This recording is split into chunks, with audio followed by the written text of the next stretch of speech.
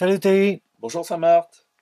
c'est quoi les 5 étapes de la digestion émotionnelle? Alors, les 5 étapes de la digestion émotionnelle.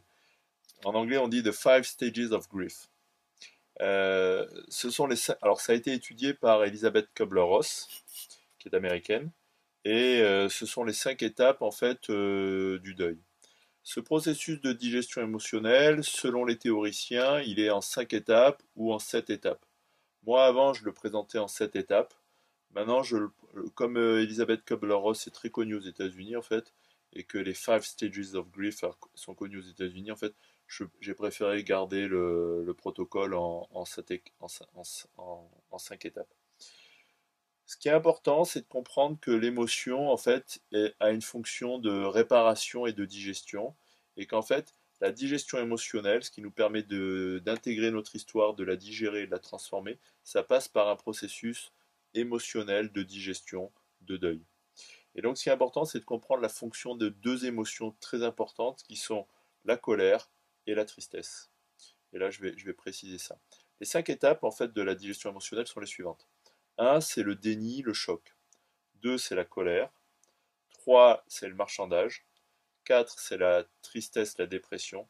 Et 5, c'est l'acceptation, la transition et le renouveau. C'est-à-dire qu'on est passé à autre chose, et on a l'énergie vitale qui est de nouveau disponible pour s'investir et se développer et se réaliser dans autre chose. Donc je vais reprendre les chaque étape et puis je vais expliquer. La première étape de la digestion émotionnelle, c'est le déni. En fait, le déni, c'est quoi? C'est une réaction de défense, de protection au choc. C'est-à-dire que le stress va rendre les gens malades ou va les perturber, va les traumatiser, va les, va les blesser. Donc le stress va apporter une douleur, une souffrance, etc. Et souvent, il va y avoir une réaction de rejet, de refus. C'est-à-dire qu'en fait, pour pas sentir la douleur, en fait, on va dire c'est pas possible.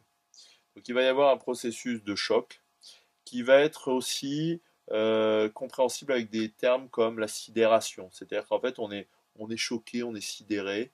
Et là, le déni il vient naturellement en disant non, c'est pas possible, il n'est pas mort, non, c'est pas possible, on n'a pas pu faire ça, non, ce genre de choses, ça n'existe pas, c'est pas possible. Donc le déni, il peut être soit individuel, soit collectif.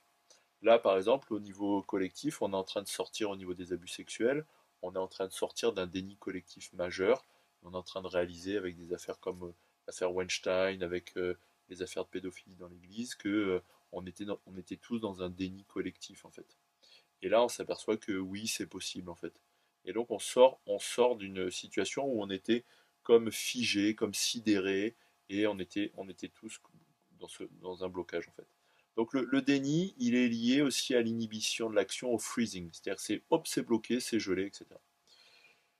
On sort de cette étape-là avec la colère. C'est-à-dire que la colère, et on le voit si je reprends l'exemple du déni collectif autour des abus sexuels, la colère, c'est l'indignation. C'est-à-dire qu'on dit non à la souffrance, on dit non à la peine, on dit non à la douleur. On dit non, c'est pas possible, non, c'est pas juste qu'il soit mort, non, c'est pas possible qu'on ait fait ça, etc. Et donc en fait, la colère, elle permet d'expulser à l'extérieur de soi la souffrance pour retrouver un peu son intégrité et retrouver ses limites à soi en fait. Donc la colère, c'est une première étape pour remettre les choses à leur place et pour digérer. Et en fait, on ne se laisse pas, comment dire, trop submerger par la souffrance pour que ça puisse être, et par la douleur pour que ça puisse être gérable. Donc la colère, en fait, elle permet de faire une première étape dans la digestion émotionnelle. Ensuite, une fois que la colère a été exprimée, en fait, il va y avoir une période de marchandage. C'est-à-dire qu'on va être dans une période, je fais ça avec les mains parce qu'en fait, il y a une période d'entre-deux où on se dit, bon, allez, ça va aller. Et puis d'un autre côté, on est inquiet pour l'avenir. Donc là, il va y avoir une période où on est un peu dans la peur de ce qui va se passer. On est un peu aussi dans une baisse de tension parce qu'on est moins en colère. On est dans un entre-deux, en fait. On est dans ce qu'on appelle le marchandage. Dans le marchandage, il peut y avoir de la culpabilité, il peut y avoir aussi de la peur, il peut y avoir aussi euh, comme une baisse de tension, en fait, je veux dire ça comme ça. La troisième étape, ça va être la tristesse, qu'on appelle aussi la dépression. C'est-à-dire qu'en fait, on va être dans une période où les larmes vont couler Et là, il est important de comprendre que la tristesse est normale et naturelle quand il y a une perte, une séparation et une fin. C'est-à-dire qu'en fait, la tristesse, c'est l'eau de la rivière qui nous amène à passer à autre chose. C'est-à-dire que ce sont les larmes qui permettent la transition, ce sont les larmes qui permettent la digestion. Tout à l'heure, je ne l'ai pas dit, j'ai oublié. En fait, la colère, c'est le feu de la transformation. C'est-à-dire que la colère, en fait, elle permet de dire non et elle permet de passer à autre chose, en fait. Et la tristesse, en fait, ce sont les larmes de la rivière qui permettent la transition, qui permettent la circulation pour passer à autre chose. Et donc, dans le processus de deuil, en fait, l'étape de la colère et l'étape de la tristesse et de la dépression sont très importantes.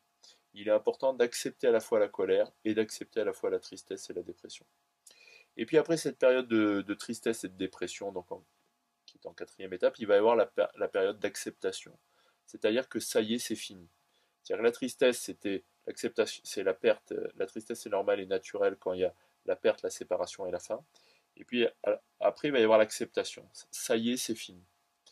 Et ce qu'il faut comprendre, c'est que la digestion émotionnelle, c'est quoi? C'est remettre un événement douloureux dans son espace-temps. C'est-à-dire qu'en fait, on n'a pas digéré quelque chose tant qu'on n'a pas compris que c'est fini, en fait. Digérer quelque chose, c'est remettre l'événement dans le temps pour plus qu'il nous hante, et c'est retrouver sa liberté par rapport à un événement qui est terminé. Mais ça demande l'acceptation de la digestion et du deuil. Pour cette vidéo. Est-ce que c'est clair, Samar? C'est vraiment clair. Oh, bah, Merci. je te remercie, Samar. Mais c'était Je t'en prie.